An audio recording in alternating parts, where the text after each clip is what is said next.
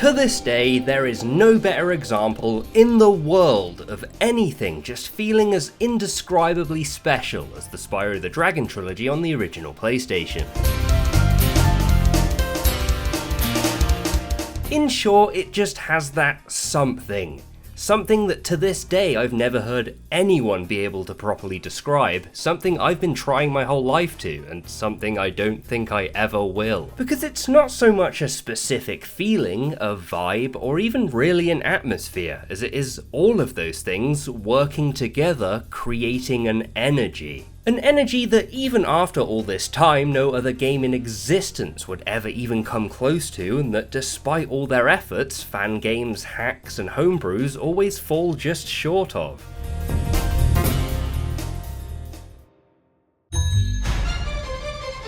Bring him on! I promised myself a long time ago that I wouldn't ever talk about the Reignited trilogy, because more than anything I really hate being that guy that's out there trying to ruin everyone's fun. So don't get me wrong, if you happen to like the Spyro remakes, then hell yeah. They are great games and artistically amazing looking in their own right. But for me at least, the closest you'll ever get to describing Spyro's something is by simply highlighting what the remakes added to their formula.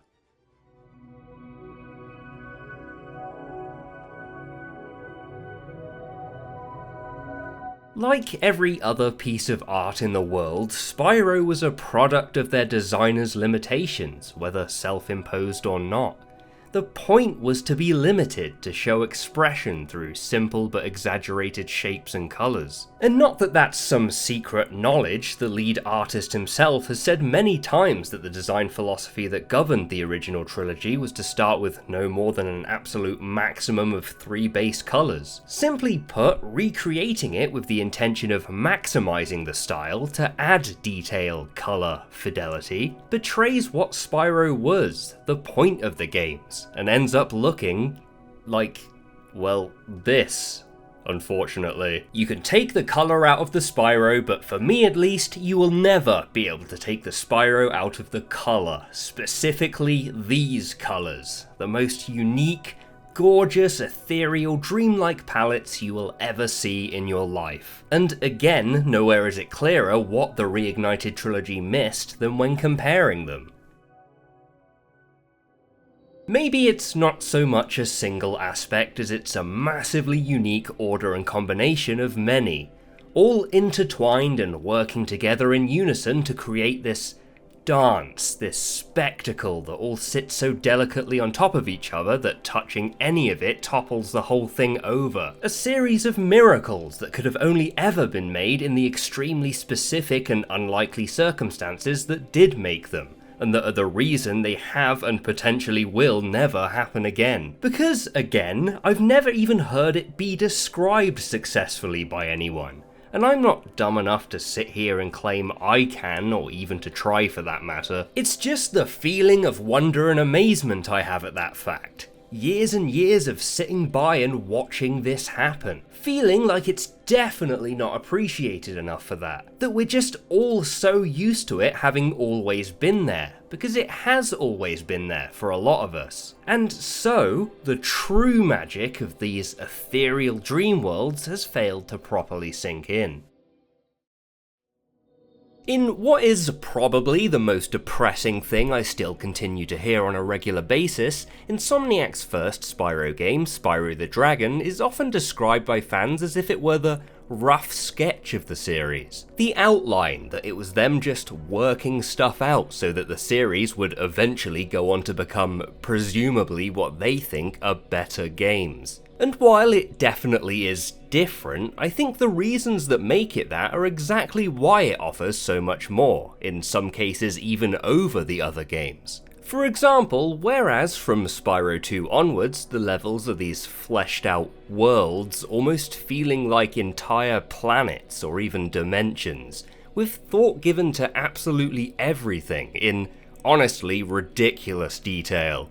From the climate and landscape to how that might influence the plants and animals, the native species and their civilizations, culture, and even their unique art and architecture. which to this day I cannot believe I'm even saying. It's amazing, and I could quite literally talk about it to no end, which is why this needs as much focus as I can possibly give it. Because almost as if at the completely opposite end of the spectrum, the first game is drenched in this atmosphere that seems to imply anything but that, in the best possible way. As if in spite of what the series would go on to become, the worlds are these surreal voids, dimensions, frozen in space-time and suspended nowhere. Visibly, the vast majority of this game is made up of these distant floating islands, be that sometimes in the sea, sometimes in the air, and sometimes what can only be described as in neither. It's amazing,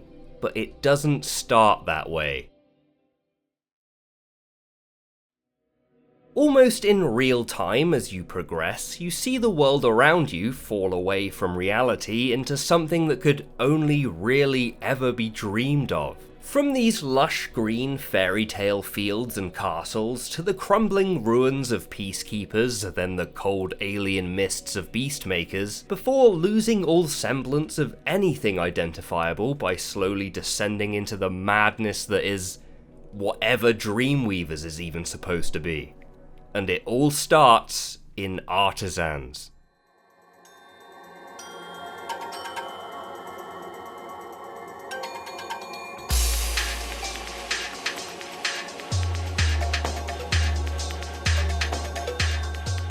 All of the levels from the first game, in short, act as an extension of their respective homeworlds, or overworlds. Artisans, the first homeworld, being these sprawling fields of lush green grass and scenic mountainscapes, as such spills into its levels, resulting in nothing short of some of the most picturesque scenes you'll ever see in a game to this day. I've always felt that it contributes to this unsettlingly sterile atmosphere, something I can only really describe as heavenly, but only to the extent that it's unrealistically ideal, almost over the top, dreamlike.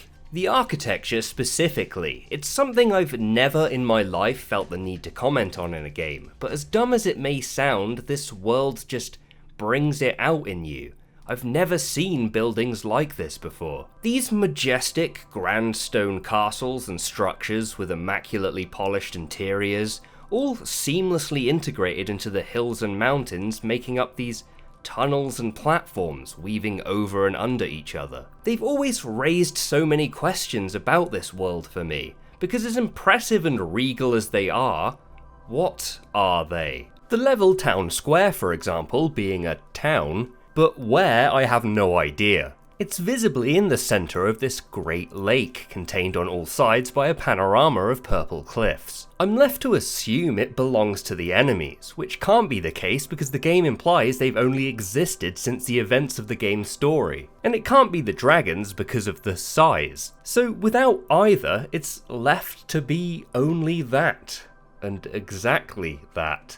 This deserted island of abandoned streets.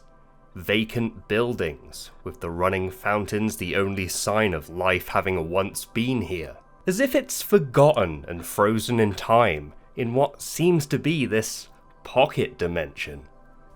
Maybe it just hits harder because it's a more grounded, relatable place than probably anywhere else in the game, which I have to say is by far one of the best aspects of the entire game. Because you get this impression from exploring them, this subtle feeling that you're not supposed to be here, that slowly works its way into your subconscious. That despite being a homeworld, it's not your homeworld, not made for you. Even for a larger dragon, scale-wise, huge steps mean that you have to awkwardly jump up one at a time, windows are tiny and way too low to the ground, tight corridors and low ceilings, not to mention the scale of some of the buildings to begin with. It starts the train of thought that naturally leads you directly into questioning, where even is this place? I'm not saying any of this means anything at all, it's just what you see around you that builds the atmosphere and feelings that are so wholly unique to this game. A feeling of being out of place, that you're so far from reality that logic doesn't even exist here. Dark Hollow, another example, has always been conceptually a mystery to me. With the entrance being hidden in a hedge maze, my assumption has always been that it takes place in one, with you being dropped just outside of the archway. The skybox being these rolling hills, I've always loved imagining that this place is just a dimension consisting entirely of an unimaginably sized, infinitely stretching hedge maze, with these structures and objects just being a little oasis within it. In general though, the buildings and architecture are an inclusion that kicks off a common theme for the series, being that even the artificial, man-made aspects of the world feel almost organic, as if they've always been there, the mountains and hills having grown around all of the structures, castles and tiled flooring, instead of the other way around. Sure, it sounds weird, but without just seeing it, there's very few other ways to describe exactly how it looks. Everything is all warped and stylized to the point that it doesn't really resemble what it would traditionally look like. And in large part, a lot of Spyro's uncanny atmosphere comes from that. Feeling eerily unnatural and otherworldly, mostly because it doesn't seem to know what any of these things actually are. For example, the appropriate decoration for a fantasy storybook game such as this are all things like wizard towers, castles, flags, fountains, stone turrets, but it seems as if absolutely no consideration was given for where the purpose of things like that would best be served, leading to what looks like a lot of really visually striking, trippy chaos. With stone structures all twisting and contorting, shooting out of the ground really organically and seemingly at random, almost like they're actually plants or mushrooms. In the earlier stages, before the boundaries have fallen away entirely, the edges of certain worlds are marked with these eerily straight lines of stone monoliths that stretch off into the distance. Their purpose seems to be to prevent you from going any further with a type of force field, forcibly keeping you within them. They absolutely did not need to do this at all, but it introduces this subtle underlying atmosphere of confinement to the game that I cannot get enough of. Me being me, immediately trying to leave the open world, they were always something my younger self was infatuated with, because they forced me to get as close as possible than to just stare off into the distance to see what was out there. Only being able to wonder beyond my wildest imagination what could possibly be over the seemingly infinitely stretching plains of nothing. And for that matter, and more importantly, what even is the place I'm in, and why is it so important that I'm kept here? They just create so many questions and leave such a burning mystery about the game that seeing them like this is kind of inexplicably unsettling. Sure, nowadays we can ruin it and see exactly what's over there with hacks to see nothing at all, but the point remains that a very real deliberate effort was made here, put into everything, to purposefully stoke exactly these kinds of questions, this kind of imaginative wonder. And the game is full of examples exactly like that.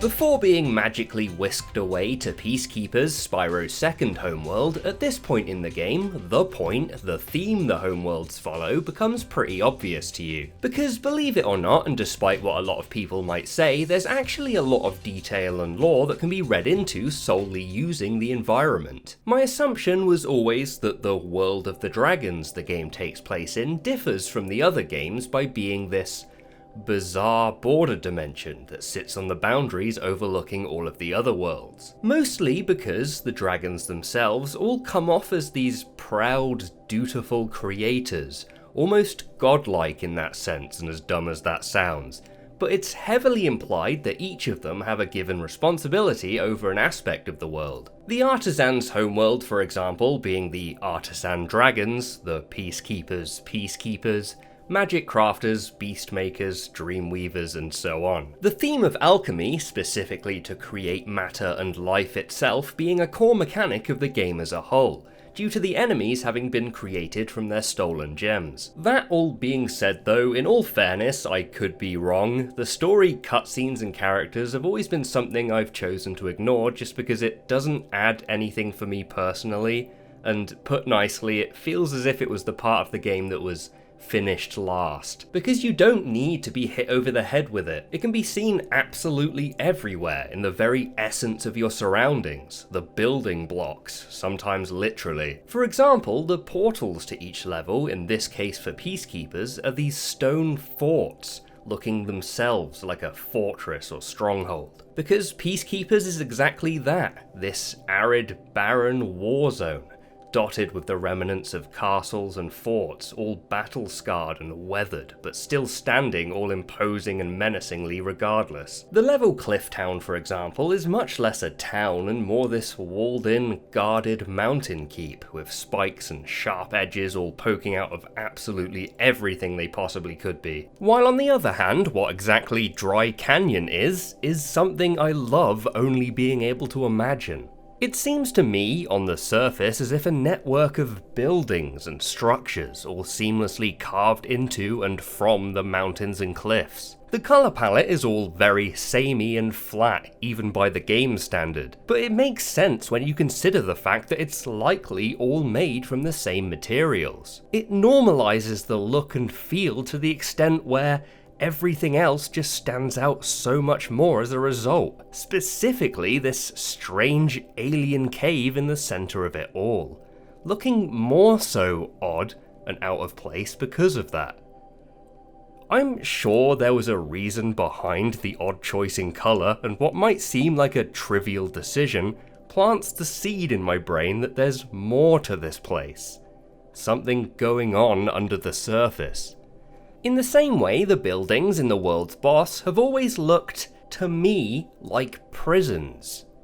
And I can't quite explain why, there's just something sinister about this place in particular. Something under the surface. The skyboxes are these hellish fires of yellows and oranges burning out from the sun, coating the maps in these scalding colours. The black or deep purple sun from the world's boss specifically is just one of the most striking images I've ever seen in my life. It all gives the levels this pandemonium, hell-like, apocalyptic vibe that just goes so hard. Like, for example, and this could be entirely me, so you'd have to tell me, but a number of levels have these purple, damaging rivers streaming through them, and in certain spots it even seems like whatever it is bursting from the ground. Again, maybe it's just my brain, but with everything else, they've always stuck out to me because I've never been able to unsee the stretched, screaming faces in them. And it's that which Spyro does better than any other game in existence. This surreal feeling of existing in this nonsensical dimension where literally anything from beyond your wildest dreams or nightmares are a reality here. Peacekeepers introducing the threatening aspect of the game's aesthetic. It's hard to see nowadays with how many times we've all played this game over and over at this point, but if nothing else, the contrast alone of going from Artisans to Peacekeepers shows you immediately the range the game has and puts you in this state of just having no idea what to expect next. And I feel like that's something we miss out on during replays nowadays, as I often see people just charging through this game as fast as possible, not stopping to take any of it in, because we assume we've seen it all before, that there's nothing new to see. And to that I'd say they gave you the look button for a reason. One of the best levels from this world, for example, Ice Cavern, has always stood out to me in particular, specifically for the fact that it doesn't follow its respective homeworld's theme, being nothing at all like Dry Canyon or Cliff Town. Or so I thought until making this. Because in reality it's still actually very clearly and undeniably Peacekeeper themed. With these spiked pillars and brick towers, it's just a fortress both built into and consumed by ice, all crystalline and glistening in the ominous purple glow of the bottomless void. But again, Peacekeepers is the desert homeworld, dusty, arid and sun-scorched, so I love imagining how far under the surface this place has to be to look like this. And for that matter, what even is the surface? Is this place even necessarily down? My point is, it's a playground for your imagination, and it presents so many questions and so little answers that there's a feeling of very real depth and mystery to the world that you can read into that you'll never find in any other game. And the fact that it's only the second world in speaks exactly to just how genuinely special this game is.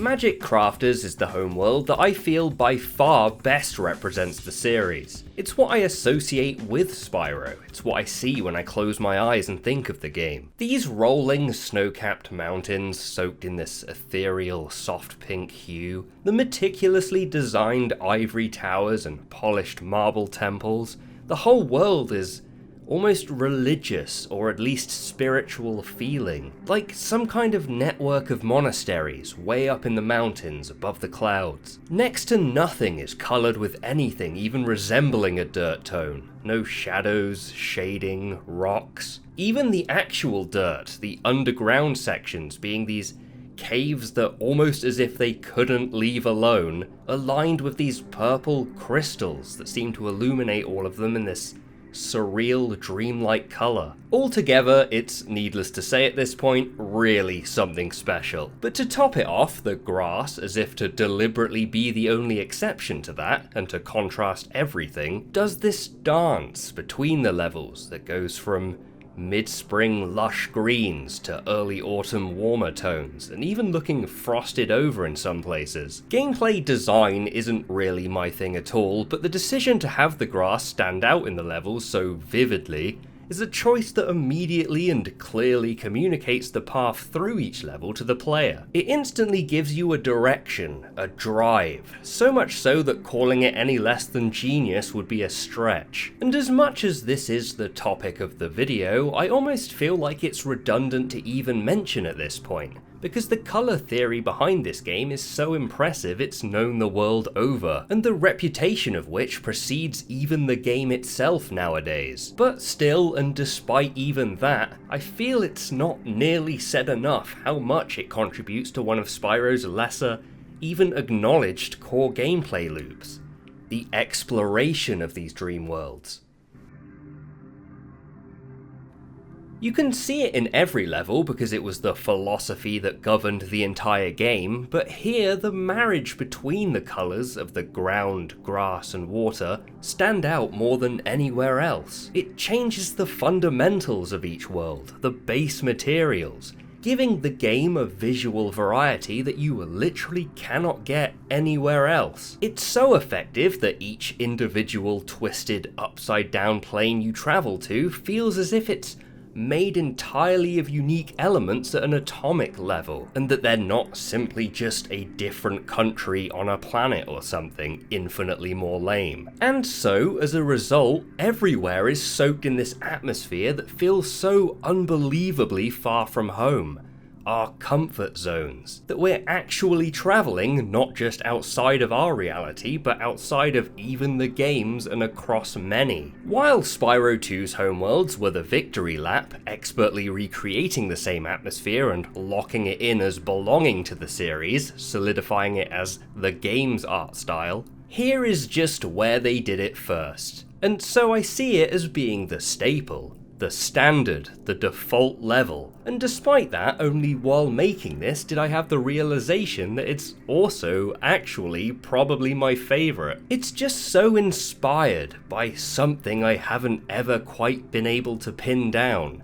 The surreal, nonsensical logic the world seems to follow inspires me to no end. Every homeworld has what seems to be a native prey species. Artisans has sheep, Peacekeepers rabbits, and then, naturally, Magic Crafters has what are called goat sheep, this weird hybrid of the two. My assumption is that it's to obviously reflect the mountainous theme of the world, in which case they could have quite simply have been mountain goats. But they aren't simply just mountain goats. I'm definitely reading way too deeply into this, but it's almost like, in their attempt to have everything make as little sense as possible, to build a world that's just that little bit stranger, they introduced a formula only to break it 3 levels in. Because, throwing back to one of the points I'd made earlier in the video, it's like they're using the pacing of the game itself to better convey how much further away from normality we're getting, almost in real time as we progress through the game. So much thought and care was given to everything. The sun and moon iconography in the various halls again really reflecting the alchemy themes. But all of the buildings, whatever they are, monasteries, churches, castles, some even look Middle Eastern. Every single one of them is like this little oasis in their respective level. Because while the overworld as a whole is associated with the mountainscapes and sprawling grassy trails, it's perfectly broken up by them, with you just occasionally arriving at these mesmerizing, intricately designed temples, and each one is just as amazing as the last.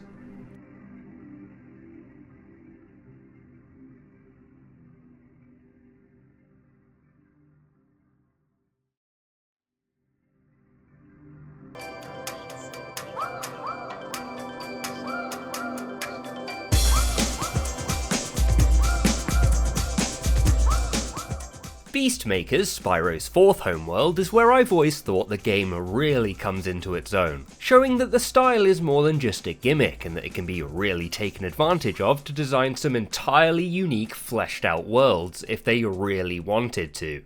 And they very clearly did want to, here specifically. Whereas the 2nd homeworld is this worn, battle-scarred landscape, Beastmakers is drenched in the atmosphere of a land completely lost to time. Forgotten, submerged and engulfed by the earth in some places. On the surface, the first thing I'd say any new player would notice is the primitive tribal aspect, the level seemingly being built around a central ancient-looking stone temple. There's these straw huts everywhere, bonfires, the wooden gates, tribal patterns and artwork lining the trees and treetops. But it's deceptive, because in what is probably the most creative decision in the entire game, the level that on the surface seems the most primitive is for some reason also the most technologically advanced. Things like these metallic electrocution platforms, the tank enemies, the flashing pillars, and needless to say the world's boss itself just being a giant robot, it all seems to exist to contradict everything else, or at least to contrast it.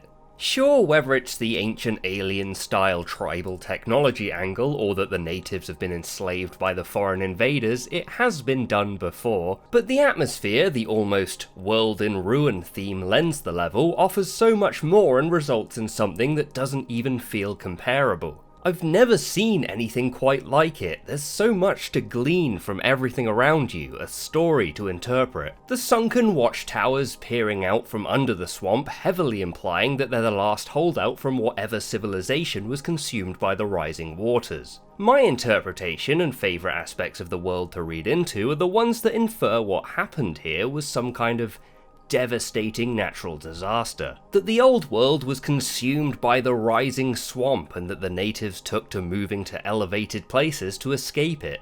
The level's treetops and terrace village, for example, are these strange little enclaves, way up in the sky on a cliff's edge or carved into these unnaturally massive trees, that in themselves seem to be a unique aspect of this world. The ominously gigantic tree looming over the entire overworld for one, but then there's all the dead stumps in Misty Bog, the roots having been hollowed out to allow for these huge networks of underground tunnels. In all, it's just yet something else they added to this already fascinating world that's teeming with depth and personality anyway, even without that. Treetops, for example, even ignoring the trees, is really like nothing else. These suspended sky islands, shrouded by distance and dotting the horizon, making up this ethereal dreamscape. Exploring it fills you with a sense that it's a very real, lived-in, populated place, with the distant glistening of campfires, the silhouettes of tribal villages and towns, even the almost religious-looking stone monoliths. With the LOD models, they blend seamlessly off into the absolute work of art that is this level's skybox, with its blinding, gigantic full moon almost taking away from the backdrop of gentle stars. It's all placed against a skyline of similarly huge trees off into the distance, which again stokes your imagination and inspires thoughts and wonder about what kind of other structures exist out there in them. And that's not to say that Terrace Village is any worse. It has a lot of the same atmospheric, apocalyptic vibes, it's just competing with a treetop village, unfortunately. And while I've mentioned why I think they're both in such high up elevated places, the level Misty Bog is the exception and shows what I've always thought seemed to be the aftermath. Torn up, broken down ruins of the old world,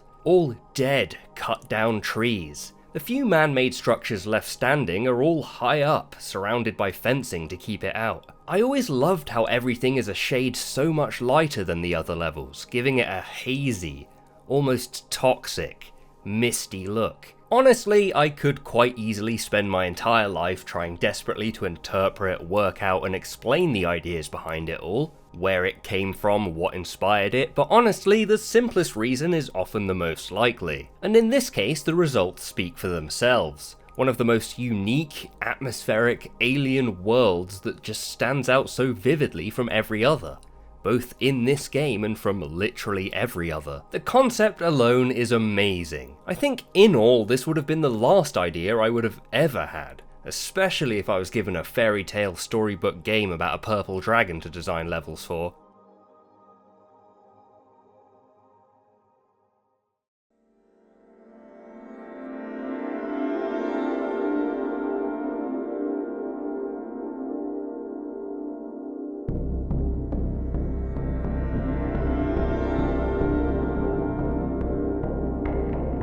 As was teased at the beginning, Dreamweaver's Spyro the Dragon's fifth and final real homeworld is absolutely everything the game has been building up to until now. Where the surreal, ethereal dreamworlds the game has become synonymous with nowadays peak in their warped, twisted, alien depictions of the game's reality. In what is essentially the climax of the game, any resemblance to our world or even our reality has completely fallen away at this point, the boundaries non-existent.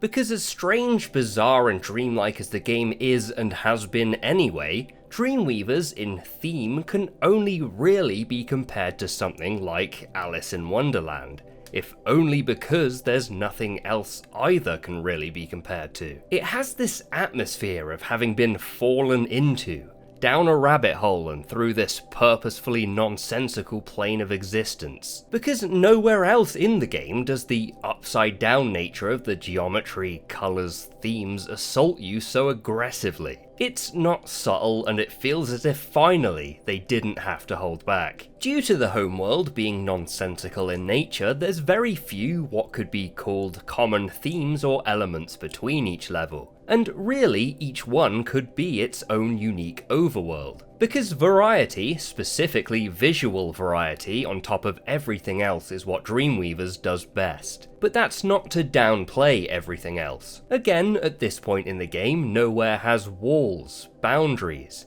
Everywhere is a sky island that exists where it is, in space with no clear entrance or exits. It's the kind of thing that inspires my imagination. It feels like a piece of somewhere else that has broken off, slowly drifting out into nowhere, now being completely inaccessible to any of the average inhabitants of this world. Dark Passage, for example, one of my favourite levels in the game, is what seems to be two parallel asteroids or meteorites suspended in space, littered with holes and tunnels through their surfaces. You may have noticed that I'm contradicting myself quite a lot here, because as I've said, there really is no way to describe this, despite the fact that I seem dead set on repeatedly trying anyway. because I just can't seem to stop myself. Seeing something like this and then putting it into words, or at least attempting to, gives you such a deeper appreciation of the idea and thought behind it all.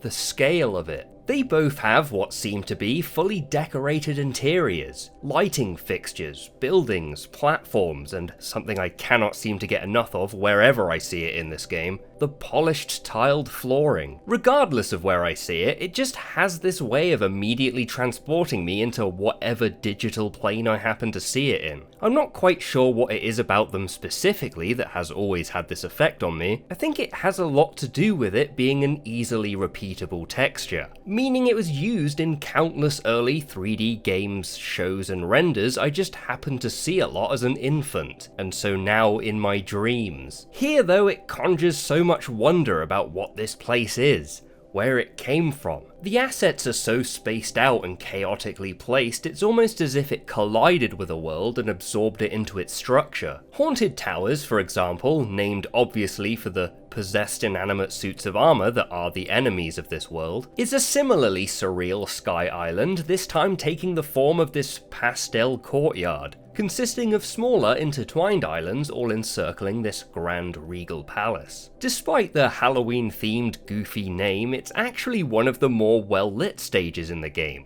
one of the brightest. In fact, and I could be wrong, but it seems to me as if it makes use of lighting effects more than anywhere else in the game. There's rooms of practically every colour which paint this really iconic picture. It was an odd choice for a name, but I think that's just yet something else that goes to show what they were trying to do with your expectations.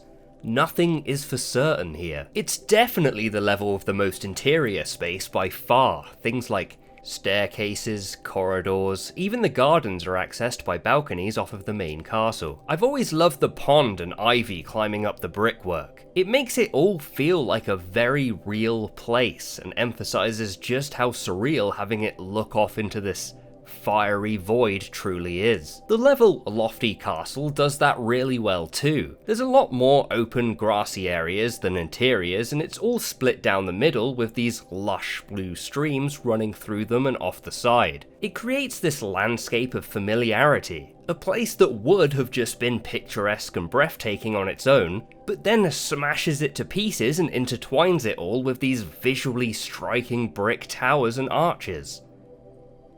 There really are just no other words than it's truly one of a kind.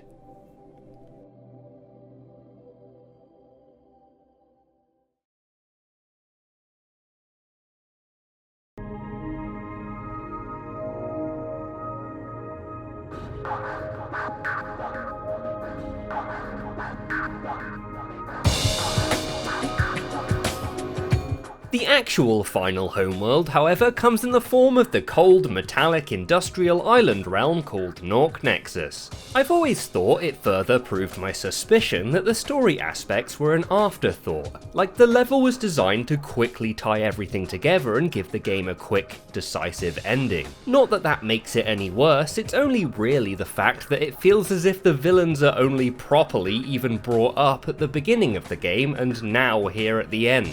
Because otherwise it absolutely lives up to exactly the standard the game set in prior levels. Just a lot smaller and shorter, unfortunately. The only thing I'd ever complain about in Spyro is that there isn't enough Spyro. Being this villainous homeworld, everything is really industrialized, very clearly trying to be the antithesis to the wild, harmonious natural settings of the other homeworlds. As far as I can see, excluding the world's boss and bonus stage, there's nowhere within these levels that takes place on solid ground. Everything is some kind of construction, metallic piping, rusted grating, mid-sea oil platforms, smokestacks from brick chimneys. And despite being an island, calling it a nexus implies it's actually a realm in itself used as an intersection between the others, for the enemies to invade from. And you can see it from the first level, which takes place in a port. The ships are either loaded or being loaded with crates like they're stockpiling,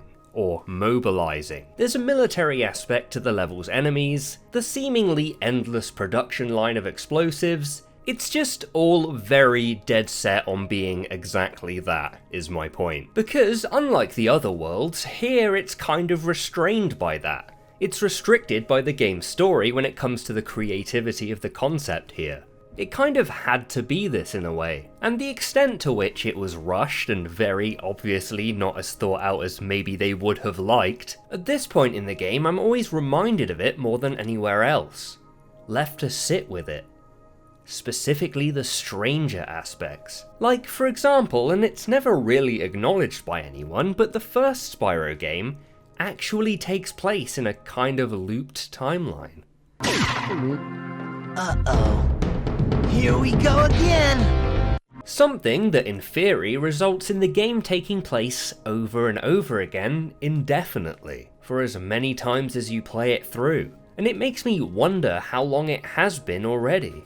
As dumb as that sounds, it's just yet another reason, something else, that makes this game this surreal masterpiece, taking place in these bizarre pockets of both space and now time. And I haven't even really described the levels properly yet. Twilight Harbor might not take place during what I'd personally describe as Twilight, but despite that, it's easily one of the best depictions of a sunset I've ever seen in a video game. There's not a single asset anywhere that isn't baked in this sharp, golden, amber glow. You'll constantly hear how the early 360 PS3 era of games overdid this filter, but they're nothing compared to this. And it's so amazing looking. Every frame is beautiful, like a painting. The sun is stuck in time, the horizon just starting to cover its second half, the absolute lowest point before any darkness. And it's the level with probably the most visually detailed skybox in the game. The distant silhouettes of the other oil platforms on the horizon, set against the descending sun and really serving to put its freakish, almost nightmarish size into context. Even the bonus stage with its weird experimental flight gimmick this late into the game is this cool alien factory castle hybrid. With the marble arches, halls, the metallic and brick smokestacks, irradiated rivers, it's as if every individual detail has always made this world one of my absolute favourites. And at this point, do I even really need to explain why? It's amazing, and despite its length, it's a highlight of the game that absolutely ends it on a high.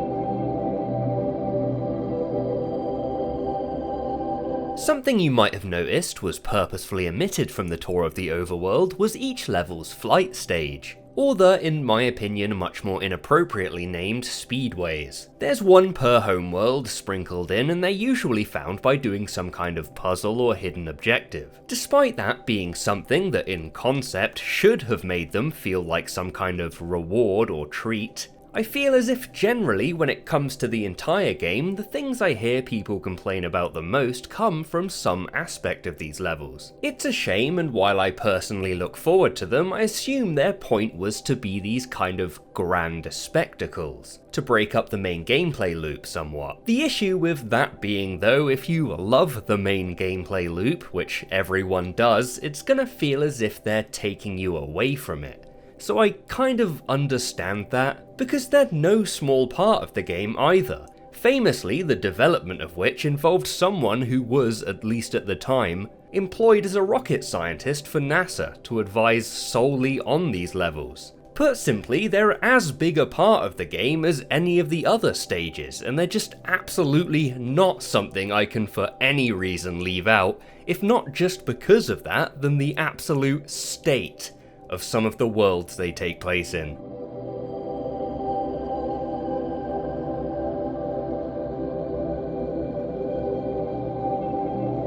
They exist in my mind as if places on the way between the level transition cutscenes, where you'd usually see Spyro flying through to another level. This liminal feeling of them being between the worlds, not really being the destination and not functioning as if they're even in the same dimension. I mean, I don't think it's a stretch to say the fact that an aerospace scientist was considered at all tells us a lot about where their minds were during the planning stage of these levels. Not just in the physics, but the otherworldly aspect of the game as a whole. Spyro can fly, for one thing. Gravity doesn't seem to work as it does anywhere else. But then there's the moving components, living things, that seem to exist here in a really unsettling way. In a game that's so famous for having the enemies act like real living things that interact with the player, move around the world with urgency, here, where there are any, they're just quite literally wandering around in circles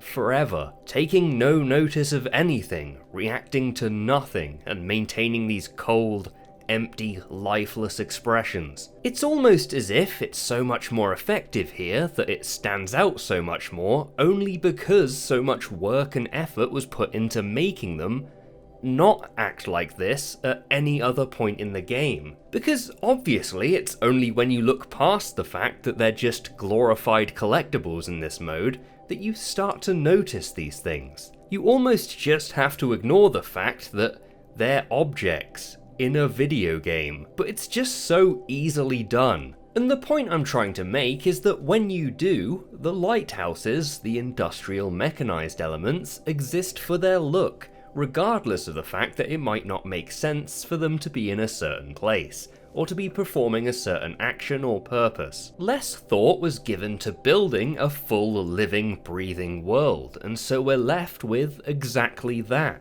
A stagnant, vacant, dead one, in the best way possible. I've always thought they felt like the gateways that transport you to the other realms were bleeding through into these surreal planes, as if the shortcuts to the other realities were bending space, and so colliding with any objects on the way. Pieces of them look to be spread around at random and in no real pattern. It's how my brain justifies them essentially being just a collection of objects, as if they're out of place, not supposed to be here. Design-wise, the worlds themselves are usually crystal-themed, or have some kind of geological crystallized mass somewhere. The skies and skyboxes are themselves either crystalline or strange, surreal alien colors with purples and greens, usually with some kind of planet visible enough just to tell you that you're not on Earth at least, as if you needed it. So needless to say, it's all amazing, and none of this was by chance, is my point. They knew exactly what they were doing here, and in all, it's no small part of what makes the entire game this experience to explore.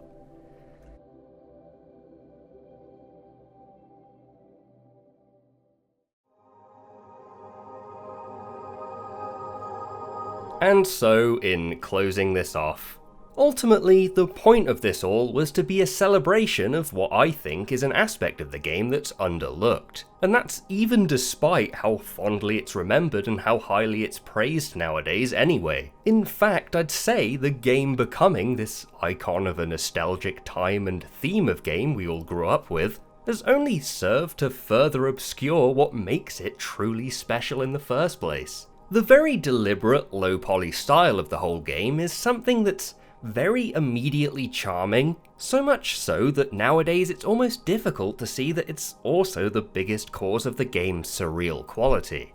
I think anyway. Even by the standards of the time, the polygon count of a lot of the game's models are well below what the console was capable of when rendering a scene like this. So I don't think it's a stretch to say that all of this was created in this very deliberate style specifically for aesthetic reasons. And it's those reasons that make everything so much more effective in a way that nothing else would ever even come close to. The game practically pioneered the technique of using gradually changing LOD models to obscure distant objects in place of fog.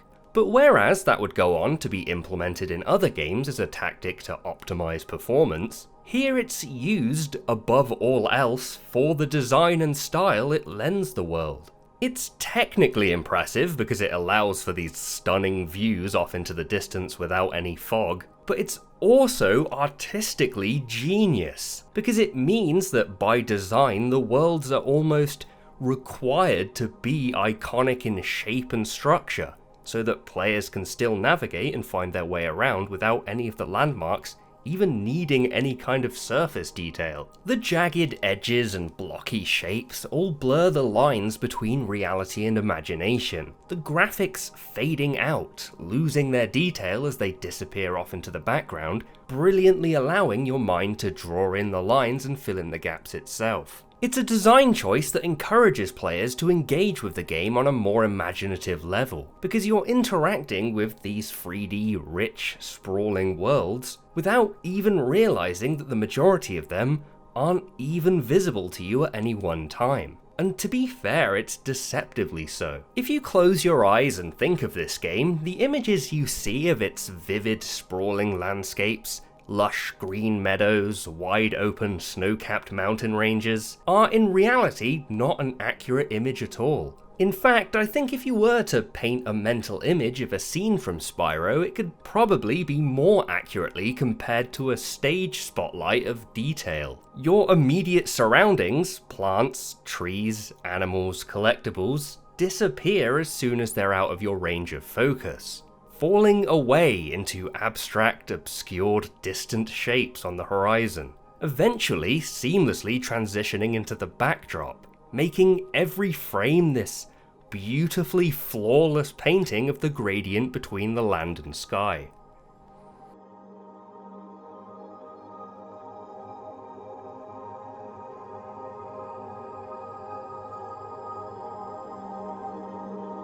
To this day, every so often, you'll see the celebration of this game's skyboxes come up again online. People exclaiming that they're easily the most beautiful thing they've ever seen and how they can't seem to understand how they've never been outdone or recreated since. They're not wrong, in fact, just how good they look is way too often downplayed or understated in my opinion, but the answer is, and has been in front of us this whole time. The reason they've never been outdone is simply put, because they're not even really skyboxes to begin with, in the traditional sense anyway. They aren't just simply backdrops, but vertex-painted 3D models created entirely in the same style and to the same design philosophy as the game.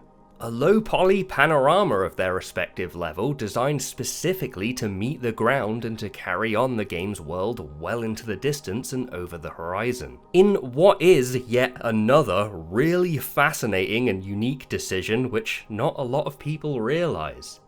All this to say, and my point is, Spyro the Dragon's graphics, its look, style, isn't as much what you can see here as what you can see there. The picture of the landscape. The mountains, the land, the ground is quite literally touching the sky, and to look off into that exchange is to foster a sense that it's not just a wallpaper, a pre-rendered texture like it is in other games. Here it's a real thing that looks physical, like it can be touched, because it can, technically. They're 3D models in the same way as the level is. The sky is quite literally the limit, and in a game that's point is adventure and exploration, it's an aspect that makes it such a better game overall. And, as I've said countless times already at this point, it makes it a better game in a way that no other game is. The style is really unique, original even, and it has that edge over every other game because of that. And it's that which I feel is the biggest reason why no game has ever felt as special as Spyro, why we haven't seen anything like these games again since, and why they simply just couldn't ever be done again. And it's not by accident or mistake either, they knew it and they wanted to emphasize it as much as possible. The game is virtually completely free of a heads-up display for the most part, and even then, everything in your view is a 3D model that exists within the world. Things like the counters for the collectibles and lives. The low-poly aesthetic is such a core part of what Spyro is, the point of the entire game, that nothing on screen is ever a 2D graphic. They wanted to make sure your attention was entirely on what was ahead of you. And it's that, above all else, that tells me exactly where their priorities were. Because despite how well documented it seems to be, there's a lot we still don't know about the development of this game. I've always believed though that even if you know nothing, art was always at some point someone's interpretation, someone before you. To a certain extent, you can reverse engineer the finished product to paint a clearer picture of exactly what deliberate intentions were behind what we have here today.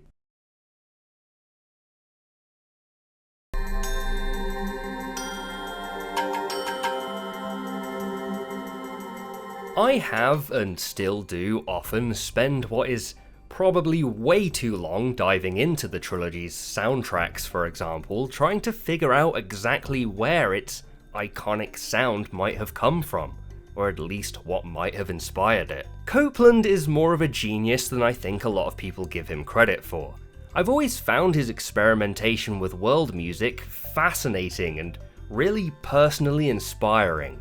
But if we're being completely honest, it's clear he's from a different era, and his boomer sensibilities really didn't do him any favors when it came to actually playing the game. But for me, I have to beat the level and figure out the jumping, and I kind of navigate my way through the levels. You can see him struggling with the camera, the controls, in a game that isn't even really that difficult to begin with. But I think the soundtrack is so much better because of that. It's from an outsider that didn't view games as pixels on a screen. Games weren't Mario running around on a screen collecting coins to him. He talks a lot about the grand scale of the levels, the atmosphere. I've deliberately left commenting on the music up until now because what we've seen so far is exactly what Copeland had seen before the game had any music at all. The look, the style, the ethereal, dreamlike feelings that are the entire point of this video, he caught it all, the vibe, and crafted the game's music from the ground up by integrating himself into this world. And there is no better indicator of just how well he understood it all than the finished product.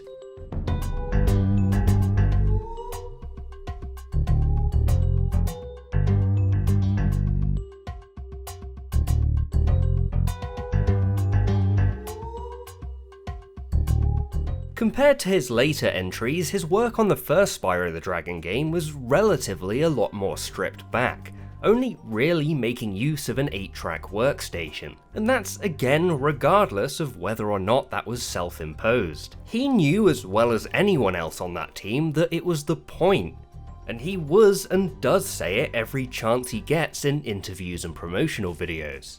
The simplest stuff, but once again, when art is distilled, it has more power. Working with a skinnier palette actually somehow made the creative juices flow more richly. The basis for each track, the foundations, being the lead bass and drums, are all played on like guitars, pipe organs, and big reverberating acoustic drum samples, and they cut through the music in the same way that Spyro charges through the levels. I've always seen them as reflecting Spyro's character, the attitude.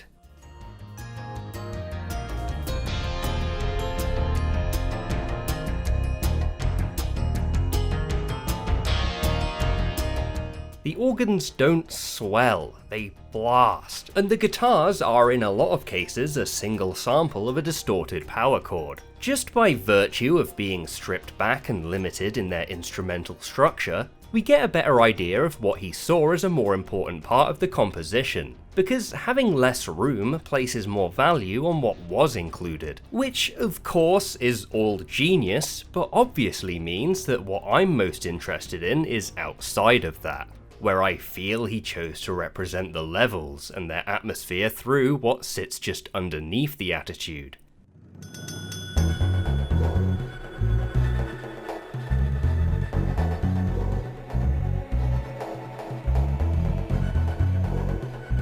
The ambient pads, the strange glitchy percussion, the wind chimes, even the vocal shouts and chants. Again, Spyro and his levels go hand in hand, so you have to listen past the angst, but it's there. This uncanny, strange soundscape of bizarre, twisted noise, sitting just in the foreground of these wide, glistening atmospheres.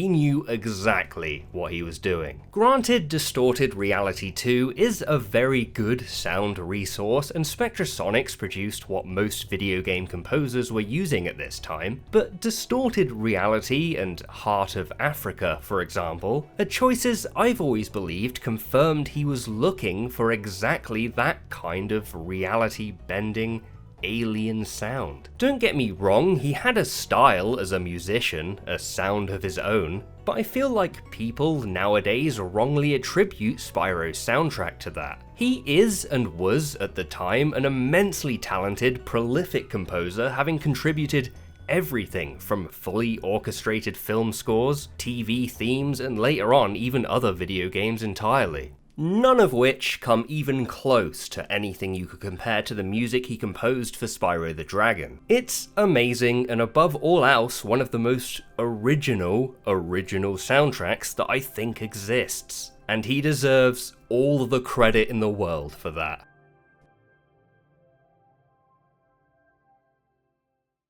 So yeah, what else is there possibly to say? I should probably try and stress that if you happen to love these games for any reason at all, then we can absolutely all at least get behind that, as a celebration of the game as a whole. But my hope is, in the best case scenario, that I've given you just yet another reason to enjoy it. Again, like anything, it takes some imagination, some effort on your part. But if you can manage to really lose yourself in these ethereal dream worlds, to switch off and put yourself in these warped, twisted planes, then and only then can you really get a true feel for exactly what makes them as special as they are.